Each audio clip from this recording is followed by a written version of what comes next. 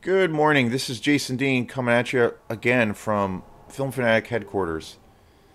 So, this show is kind of considered. I've been doing some shows of where I've been doing these like spin off or specialty shows of where I've been talking about a particular movie or a franchise or a director, or I did a show where I just focused on music for film, and those kinds of things. So, this show is going to be about James Cameron's Avatar and the franchise that it's become for Avatar. We're on the eve of the release of Avatar 2, The Way of Water. So I have, I guess you could say, I have some strong opinions. At the end of the day, it's just a movie, but I have some strong opinions about it. And it's kind of one of those strange situations. If you've ever had a thing happen in your life of where, or just say the general feedback around something, like say, I don't know, for an example would be like, say there's a band or a movie out there that everybody hates or everybody dislikes, and they're all in unison with saying across the boards about how terrible something is or how this or that is. Or it could be the other way of where they're saying how it's the greatest thing since, sliced bread. And there's this, you know, mass thing around it where everybody has those same opinions. But then you find yourself, at least it's happened to me, where I find myself having an opinion around it of where it has nothing to do with anybody else, and it doesn't. It's so independent of what everyone else is saying, and it's such an extreme, or like kind of a situation where it has a level of extremity to it, that you kind of feel extra alienated. You have more of a sense of alienation, but overall you feel like, well, okay, this could be two things. It could be a thing of where maybe I'm just completely crazy, which I am, but whether that I could be just completely crazy and my head is so far up my butt that I just am not seeing what these people are talking about, and I'm completely delusional. Or the opposite side would be all the folks around me are in this they're they're steeped in this completely insane mass psychosis, and everybody has lost their minds. And it's only happened a couple times where I feel like there's been that kind of an extreme situation for me. But I feel like with this whole thing around Avatar and the franchise that is Avatar, I feel like it's one of those situations. And I'm not one to usually do shows of where I like to trash a movie or, you know, uh, crap on something I don't like. I try to be respectful. I grew up, James Cameron was one of my, his early films, Aliens and Terminator, and The Abyss, the director's cut, the extended edition. Those movies were like a part of my childhood. I love those films. I still love them so much. I just finished up doing an Alien. I did another franchise. I did another full franchise coverage of Alien. And so the last movie I did was Aliens, directed by James Cameron in 1986. And that movie, there's no limit to how much I love that movie. I just think it's a masterpiece. And I think it's, the greatest sequel ever in history. It was always that movie and Terminator. I just think, and Terminator is just an incredible masterpiece of a movie. Both of those movies I felt like set the bar so high for science fiction and horror films. They were light years ahead of their time on so many levels. And they were benchmarks. They were, these iconic movies that most filmmakers could only dream, to be at that level. And they changed everything. Next level stuff. So, I love for that period of James Cameron's career, I just think, he has left his mark as one of the greats, just based on those two films, especially those two films. So, with Avatar Way of Water, that's coming out tomorrow, and there's been so much hype around this film. There's so much talk, and what I see across the board is that, well, where I've been surprised too is people that have such differing opinions as far as the movie world goes. Pretty much everybody and their grandmother are saying how just what an amazing movie this is going to be, or what it is. And it's coming off the heels, although 15 years later, off of Avatar, which is the highest grossing film of all time. One thing I recently learned was, which I didn't know, was the Avengers movie Endgame actually made. I'm a huge Avengers fan. The last one, Endgame, made actually knocked Avatar out of that slot. That actually made more money, which I didn't realize that. And during the campaign for all things Avatar, especially with the build up for this next movie that's coming out tomorrow, James Cameron did something pretty crazy, which I didn't realize, was basically in order to kind of bring back the idea of Avatar, because it's been so long, and being that we're in such challenging times with the pandemic, and things have gotten better to a degree, he decided to re-release Avatar again in the theaters, and he predominantly focused on the Asian market, and when things were lifted as far as all the mandates in China and all the theaters were open, and I think was in limited release here in the States and worldwide, but he particularly focused on China. When things were opened, and I think this just happened like within the last few weeks, he basically re-released Avatar again in the theater in virtually every theater in China. And the population of China, I mean, just is insane. So within 3 or 4 weeks, it made more money than Endgame, and it claimed its spot again as the highest grossing movie of all time. And he did that in a way of like bringing that movie back, trying to make more money off of it, and rekindling the interest for the franchise because of this new movie coming out. And I just thought that's like crazy. Like I'd never seen or heard of anything like that. Like, it was just wild. And I just heard about that just a couple of days ago. Crazy, totally crazy. That's what you can do when you have a lot of power and clout, I guess. So my earliest recollections, like of Avatar, as I remember, I did see Avatar in the theaters, and again, it came out 2009, 15 years ago, which is hard to believe.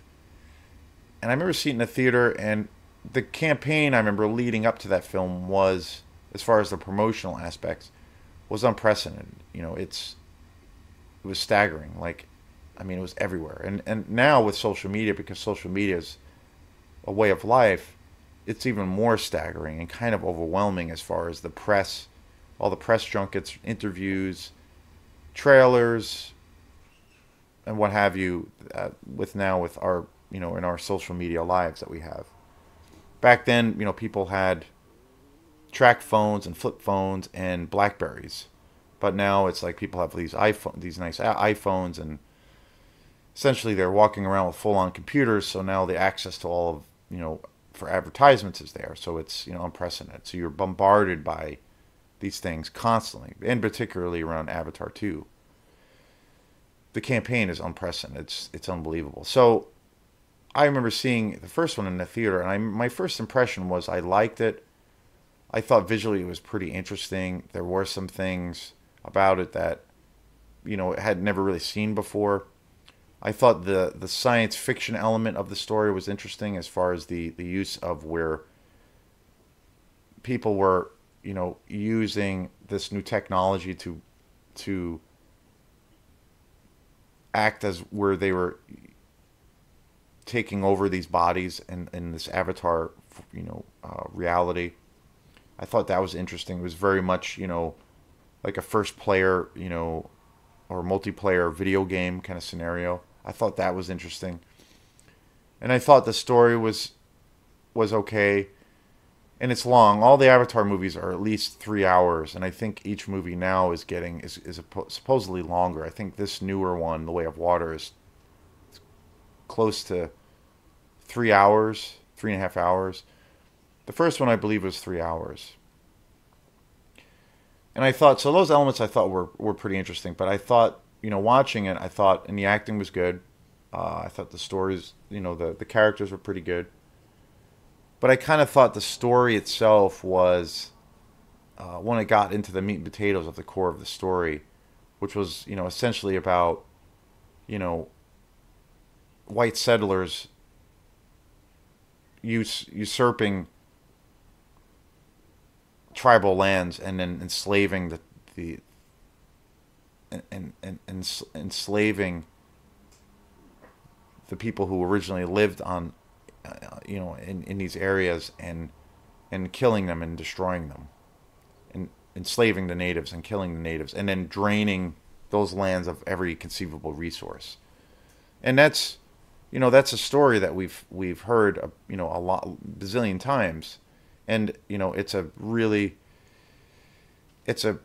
part of our history as a species that is truly horrific, which I think is one of the things that makes us as a species unique, because we're capable of all these, wonderful things, artistic things, and creating, incredible works of art, and having amazing discoveries in science. But then we're also like capable of like loading people into gas chambers and committing, full-on genocide on our fellow man. And so I feel like in that regard, the human, we're complex animals, but I think we're animals, but we're capable of more heinous things than any other species on the face of the earth. Because of that, no other creature on the earth will do that to that capacity to their fellow, creatures in their habitat. Like, you can't compare it to anything else. But that story itself, the Cowboys and Indians story, like that has been told literally a million times, and we know about that story. And and for films and westerns, it's always been a formulaic thing, and it's a true story. But I felt watching Avatar, like that was the core of the story, and I remember being kind of like, geez, like I wish it, and that brings about with a film that's where the story is a story that we've heard a bazillion times. It brings about all of the tropes and the very cliche things that you expect for a storyline that's been told a bazillion times. It has all those tropes. And that film, I felt, in Avatar had that. All the characters had that. They were great characters, but I felt it was so cliche and heavy-handed, and was all about, this heavy message, as opposed to just being maybe an original take on that story, or not having to, to a degree, tell the audience, well, these are the good guys and these are the bad guys. I felt it did that. And I felt like it dragged quite a bit. But when it got to the third and final act of the film, where it's balls to the wall action, by that point I felt like I was in it to win it. I was hooked. I was really interested in what was happening. I cared about the characters. The action was pretty astounding and kind of jaw-dropping. And then after I saw it in the theater, I remember, a few weeks after that, I just kind of forgot about the film a little bit. I was like, it was really great. And that year also, again, it was the biggest, at that time, the highest grossing movie of all time. Made, I don't know how many billions of dollars. and it won every. It was up for every conceivable Academy Award of that year, and it won everything. It won Best Director, Best Picture, Best Actor, Best Cinematography, Best Writing. I mean, you name it. And James Cameron, I believe, he directed it, Avatar, and also wrote it just himself, which is crazy and pretty commendable. But it it won every conceivable Academy Award that a movie could possibly win. And I remember like my first release time seeing it, like I've seen it in the theater. I saw it in the theater once, and then I've seen it a bunch of other times since then on DVD, and I've seen it on Blu-ray. I own a copy of it on DVD. I remember my first feelings were like after a week or two went by was I kind of forgot about it. It was like I felt the climax, the last act of the film was kind of incredible.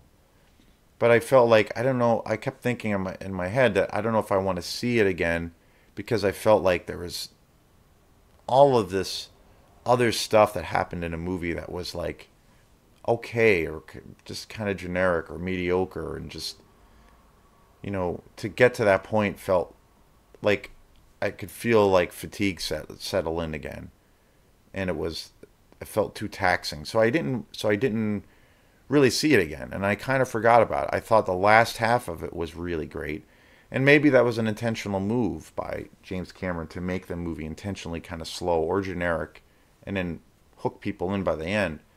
And I think that's what it did. And during that time, I also worked. I worked at the Camden Teen Center, and one of the things that we used to do, which was a lot of fun back then, was we used to watch movies all the time with the kids. We had this big entertainment room that had this giant screen TV, and we had a big collection of DVDs. And one of the movies that the kids used to watch, and that was one that the kids loved a lot, was Avatar. It was always Avatar, the Harry Potter films, and Lord of the Rings. Those movies were the biggest movies. And then also, I think, Pirates of the Caribbean, the first one. Those, as far as the big budget, kind of Hollywood action movies, those are the movies the kids loved. And Avatar was one of those movies. And I remember we would watch that there, and we put the movie in. It wouldn't be the case. I'd be working and doing other things, so I wouldn't be in the case of just sitting down and watching it. But I remember seeing it there a bunch of times with the kids, and I kind of had that same feeling. I felt like, we could put the movie on, and I, didn't feel inclined to like sit down and be drawn into it and have to watch it and then be just totally hooked and be in this state of mind of where I'm not sure where this is going to go, or wow, is that going to happen, or wow, it went there, or like case in point, say my favorite movie of all time, Godfather, where if it was the case if we watched that at the teen center, I wouldn't have gotten any work done because I would have stopped everything I was doing and just watched that movie because it's so, to me, just so engaging and enthralling, no matter where at any point of the movie. So, but I always thought, okay, I kind of had the same feeling of it for Avatar. It was like we could put it on, have the kids watch it, and other stuff would be going on, but I could leave the room, do other things, come back, and I was never drawn to it. I wasn't distracted from my work and where I was being pulled into watching the movie. So, it was what it was. And then, a couple of years later, I remember I got it on Blu-ray. I rented it on Blu-ray from Opera House Video, and I watched it, and I felt like the same kind of thing. I had felt like I had the same experience again, where I felt like, okay, it's good, it's okay, the ending is great, the last act is really great, visually there's some pretty amazing things around it, but I kind of felt the same way.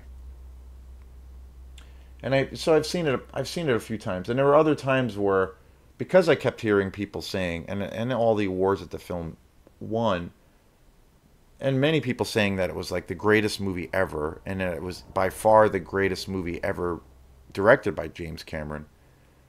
I kept trying to give the movie more of a chance, and I kept thinking, was there something I'm missing? You know, maybe I have this too much of a preconceived notion of this film, or I'm putting too much pressure on myself to like the movie. And maybe if I just go in and just watch it without any expectation, then it will like hit me as like, oh, and then I'll be like, wow, like these people were right, or this is a correct statement to say that this is like the greatest movie, one of the greatest movies ever made, and that it thoroughly deserved all of those Academy Awards.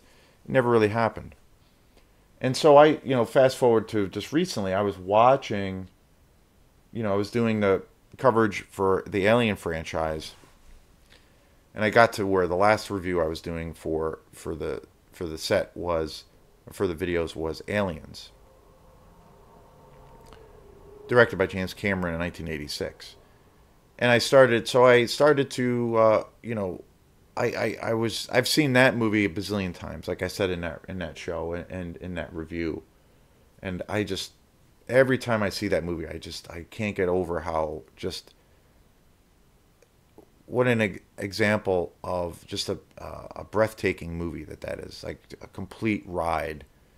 I mean, just so engaging. It's scary. It's intense. It's such a thrill ride. Great characters. It feels like from the beginning to the end, the stakes are so high. And I think that movie is also, to a degree, has a pretty slow pace. Like, it's a longer movie. It's close to 3 hours, and you don't actually see. It hit me again. I came to that realization when I watched it to get ready for that coverage of the Alien franchise. I watched it again recently. I watched both movies in succession.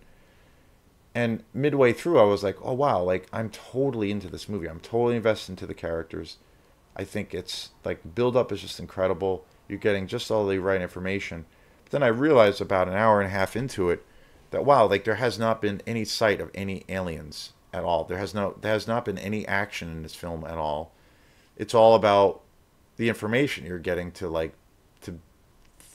that's leading to this build-up of this story. And you're an hour and a half into it and there's no aliens, and it's like, wow. But I didn't miss them. I didn't ever feel like, wow, it's kind of dragging, or I just felt like you're getting all of the right ingredients for like a thriller. And then by the time the action happens and when the aliens finally show up, I mean, it's completely insane how riveting that movie is. And the entire movie is riveting from beginning to end. Even even with there not being any, quote unquote action in the beginning. And so, and then also did a show where I talked about James Cameron. I did a show about, where I talked about his early films that I really love. And then the reason that spurred that on was, while I was doing those shows, I realized, oh, the new Avatar is coming out 15 years later, The Way of Water. So I kept hearing about it, And so I was like, okay, I'm going to do a show on James Cameron. And I just got done watching Aliens, and to me, it's like, it's my favorite movie of his. I mean, as great as Terminator is, like, that's just such an amazing movie. I think Aliens might be my favorite film of his. Definitely, for me, the greatest sequel ever written. Just an amazing movie.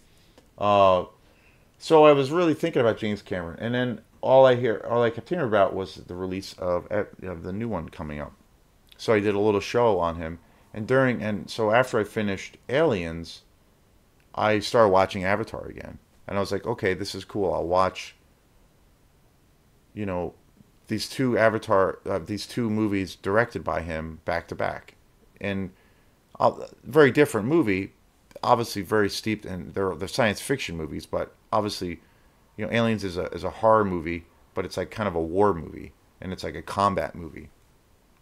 But it's definitely a horror movie, but it's a science fiction movie, and it's an original piece. It's something that James Cameron actually wrote. It's not based on a book. It's not based on anything. So I watched Avatar, and so I started watching it the other night, and in all honesty, I could not get through the. I made it maybe an hour and a half into it, and I finally checked out, and I took it out, and I couldn't watch it. I couldn't finish it. I couldn't finish it. And those same things that I named before, just to me, at watching it now, after watching a film of his that I just think is one of the greatest movies ever, it was it was like subpar and generic in comparison to watching Aliens. And I know one is a horror movie and one is more of like a quote unquote family film, but at the end of the day, it's like, high quality, a high quality product to something that's kind of subpar, in comparison. It doesn't matter really what genre it is. It's like if it's a good film, it's a good film. Like Aliens, I don't think of it as, well, it's just like one of the greatest science fiction horror movies ever made, which I do, but I think of it in terms of, well, outside of the genre, it's just an incredible movie. Like I mean, you don't necessarily even have to be a fan of horror or action movies to appreciate that film. And it's its own standalone film. You could watch it without even having to have seen the original, the other classic, amazing film, Alien in 1979 by Ridley Scott. Like it's a standalone movie, and I feel like it's such a great film that it outside of the genre or those labels, it's still like it's so well done that it's just a damn good movie. Um, it's a masterwork. So in that regard, I don't really have too much, you know, faith or believe too much in the idea of labels because, if something is so good, it kind of transcends that, you know, in its respective label or genre. I mean, it's good or it's bad or it's like mediocre or it's something is really hot and spicy or it's kind of lukewarm or it's kind of cold. That's all it is. It doesn't matter really what style or genre it is. So I watched Avatar again and I checked out after about an hour and a half. And I literally watched it right after I watched Aliens. And the same thing happened to me. I thought the characters were pretty good. Sam Worthington was great. Giovanni Ribisi was great. Sigourney Weaver was good. And I thought the general's character was great. I thought some of the technology was pretty interesting. But I honestly felt like, to me, it became this idea of where the core of the story, again, just jumped out at me at such a high level that I could not, and the lack of originality of the actual core story of what the movie was about jumped out to me in aces where I just couldn't wrap my brain around it. And to me, it's like, and I've always thought that, but it made me kind of realize it, and it made me articulate it in a different way where I felt like, well, no, it's literally, this movie, literally, like the storyline, when it comes down to the essence of the story, it's literally Pocahontas or Dances with Wolves in space. Like, it's literally that.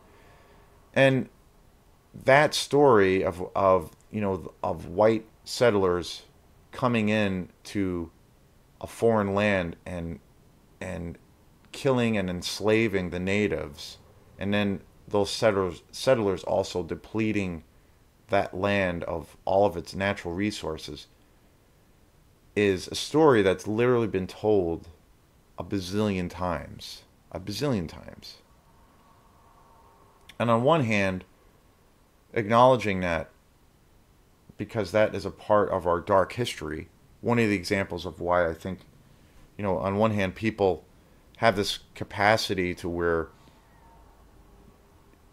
they can create these, beautiful works and art and, literature and create these beautiful paintings, sculpture, and scientists and people can have these, become scientists and have these incredible discoveries in science that will help and cure these, at one time incurable diseases, and just all of these beautiful and glorious things. And then the other spectrum is that, people they have the capability of like committing genocide and loading in, millions of people into the gas chambers. And, you know, so like, in that regard, that part of our history for me is an example of why, you know, we are capable of being the worst and most disgusting animal on the planet, because there's no other animals in our kingdom that will do that to their fellow creatures, especially at that level, at that level of at that capacity. And of course, so that story is something that needs to be talked about, and that's a part of our incredibly, our dark history for our country, and for why we have our fancy phones, and why we have our fancy computers. And so, that's part of it. But the story itself, it's based on Pocahontas. Like, that's where the story started. And Kevin Costner's Dances with Wolves is modeled off of that. And I love that movie. I think it's a really great movie. Open Range is probably my favorite Kevin Costner movie, but I do love that movie, and I might eventually, do a show on it. And, there's like, and tons of Westerns, that are based on that kind of thing. The basic kind of, premise, also with like cowboys versus Indians. That's what so to me, the story see here I'm confusing the titles because they're the same thing. The actual core story of Avatar, to me, is literally Pocahontas meets Dances with Wolves in space. And to me, it's like, it's so obvious, and because that story has been told to death, and that framework of a story has been retold and retold and retold, there's all of these tropes around it. There's all of those cliches that come along with the characterizations of like the white man who's the devil, the native who's surviving, and trying to survive, and the struggle for survival, and trying to fight over the resources of the land, like all those things. But they all have, because that story has been told a bazillion times, it all has these incredibly outlandish cliches around it. And I feel like, because that story has been told so many times, that core of the story has, for Avatar, has those cliches that are just like unbelievable, and to the point of where it takes me out of the movie. And to me, it feels like, when I watch the movie, like, again, and even visually, I felt like it wasn't as spectacular as I remember it being. I felt like it looked a little bit too artificial. A lot of the creature designs, like, I'm a huge creature design fan and a monster fan, and I felt like they looked a little bit too artificial. The use of the colors, where everything is blue and green, was so dominant that I was like craving there to be some kind of other tone. And everything looked so pretty, to a point of where, it was cool, but it was all of the same thing, all the same shades that where I was seeing. And I felt a lot of the creature designs all had this almost like Disney quality to them. They were cool, but they also looked really artificial to me after watching it recently. Some of the action is still incredible. I love the stance, or the idea of the science fiction element, particularly where these people, use these bodies as avatars. I thought that was interesting, but the core of the story was so cliche and just so kind of generic. And I felt like the movie itself played out like a generic Disney movie.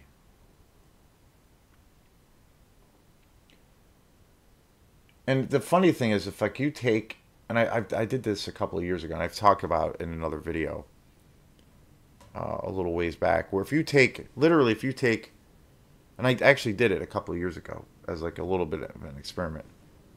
And it was one of the last. It was like probably 2 years ago. One of the times I actually watched Avatar again, because I have it on DVD. But if you take, say, you watch Pocahontas, and I did this. I watched Pocahontas, and then I watched Dances with Wolves, and then I watched this other Tom Cruise movie called The Last Samurai, and then I watched Avatar, and I watched all of them back to back.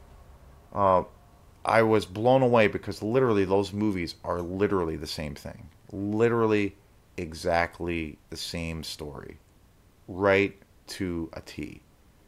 And it's astounding. Like it's this totally generic cliche formula that's been used so many times that if you took away, a movie, or like say obviously one is a western, one is set during the time of feudal Japan, one is an animated fantasy movie, one is a science fiction movie, and you can create all these different universes and do all of this essentially world building, but the story itself, when it comes down to the core of it, is so exact and to the T of where, to the point of where it's so cliche. It's so cliche, the story. There's no for me, there's no originality to it. There's never at one point where you're like, wow, I didn't see that coming, or holy mackerel, I can't get up from the chair and take a break from this. I have to watch this. And I feel like with these movies, and particularly this show is around Avatar, it's one of those movies you can just kind of throw in and have it as background, That being said, I think it's got some great qualities, but watching in succession, and I advise anybody to do it, you could take Terminator or Aliens, especially Aliens, and watch that, and then watch Avatar right after that, and guarantee you will have a totally different perspective on filmmaking and also his career as a director. So I just really wanted to kind of talk about these things. Um, and I, the other thing too, to think about how this movie Avatar has gotten, like at the time, I think there are things, again, I'm not trashing it. I think there's some things, and I have total utmost respect for James Cameron as a filmmaker, especially in his early career, like I've stated. But something that's got so much hype around it and is worth so much money, I think it needs to be critiqued. I think people need to think about their opinions a little bit more and be a little bit more critical and weigh in as a consumer. We all can like what we like, and we can all dislike what we dislike, but we need to have a little bit of levity and look into something a little bit deeper, as to maybe really what's going on. And I feel like if you really look at the movie, aside from all of the stuff that's around it, with all the hype and all the awards and all the money and acclaim, and you just look at it and you check out of all of that kind of stuff, and you watch it at face value, it's not really worth it to me. When that movie made so much money and it won again every Academy Award,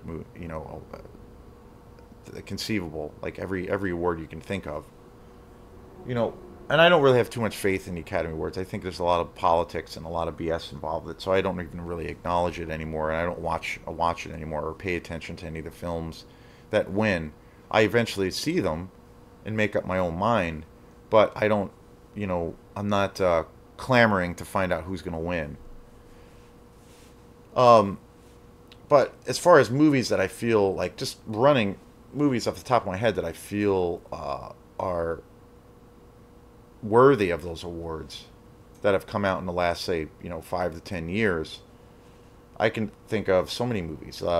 Sicario, directed by Denis Villeneuve, an amazing film. Just an amazing film with Benicio del Toro.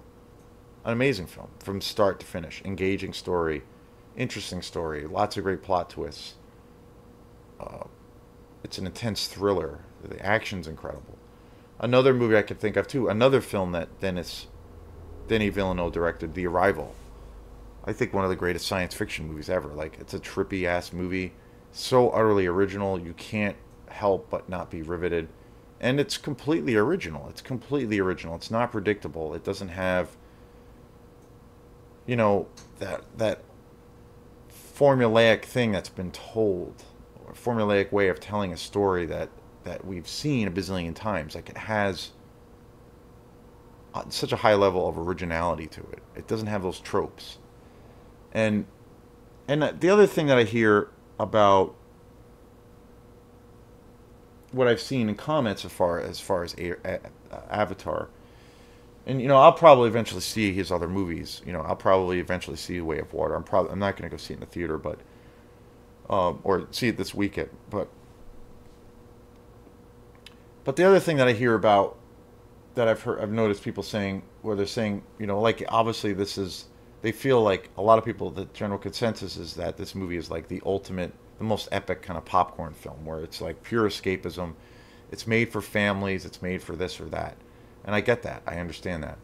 And what I've heard and what I've seen is that a lot of people are saying, well, this isn't anything different that James Cameron hasn't done in the past. This isn't. He's like the master of making popcorn films. He's the master of making movies where he can tell a somewhat original story, and have his own unique vision intact. But he essentially makes movies for the masses, and that's what he does. And he makes these straight ahead popcorn movies. So in his canon of films, this isn't anything new. And I really disagree with that, because if you watch any of his other films, the stories are fairly straightforward. I mean, Aliens is fairly straightforward. And Terminator, the story itself, fairly straightforward. The Abyss, fairly straightforward. True Lies, fairly straightforward. But the thing that's different about those films is, I feel like they might have a relatively straightforward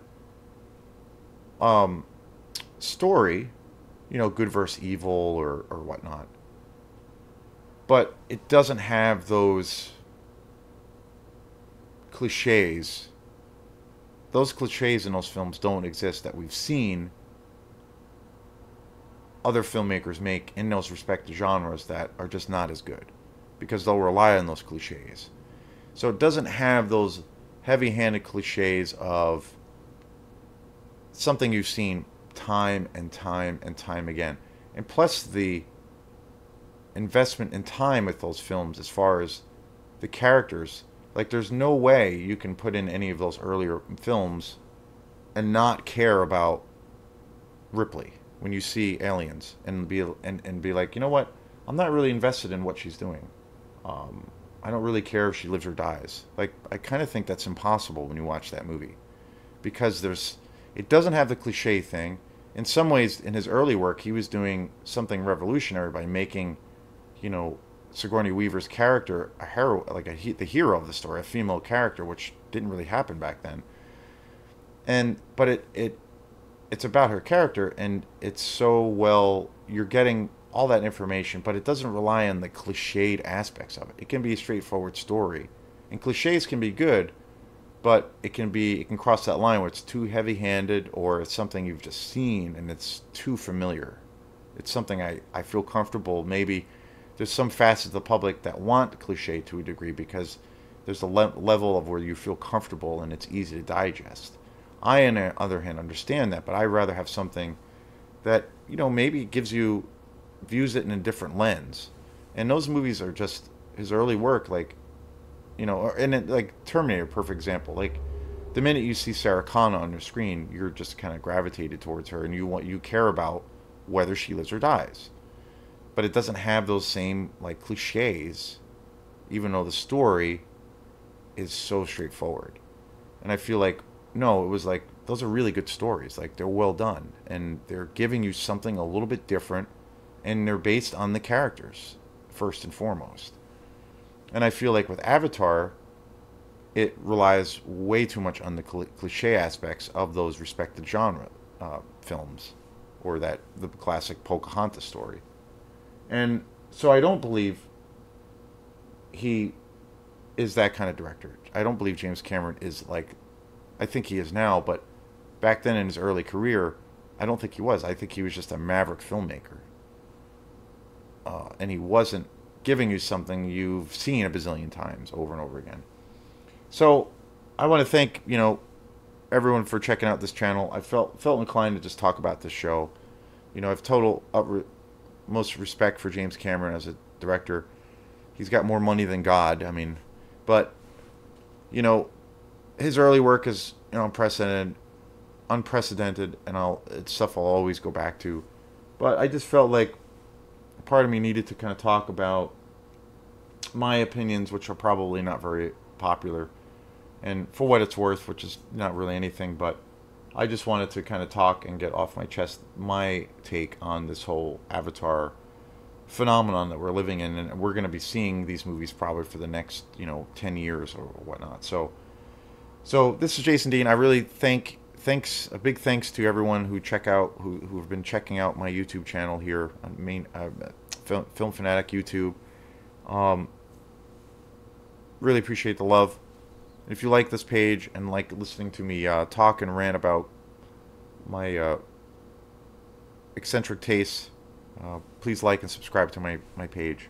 And we will see you next time. Have a great day. Peace.